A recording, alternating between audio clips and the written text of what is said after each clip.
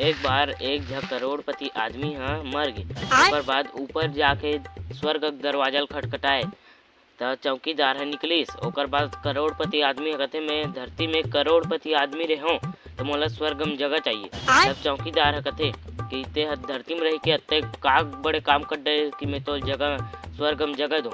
त ओकर बाद करोड़पति आदमी ह कथे मैं एक झ भिखारी ला 2 रुपया दे रेहूं। त चौकीदार ह कथे बस अउ कुछ काम करे हस। त ओकर बाद करोड़पति आदमी कथे एक बार मैं कार में जात रहे हूँ त एक झ लइका मोर से ठोका गे त मैं ओल पूरा 1 रुपया दे के ओकर जान बचाए रहे। ओकर बाद चौकीदार ह सोच में पड़ जथे। तहन ओ चौकीदार ह दूसरा चौकीदार ला कथे कि का करना चाहिए रे भाई, ये तो दान पुण्य करे हे। ओकर बाद दूसरा चौकीदार ह अब्बड़ बेर ले सोच विचार के बतइस, अबे देखत का हस एकर 3 रुपया लौटा के एला नरक में भेज दे।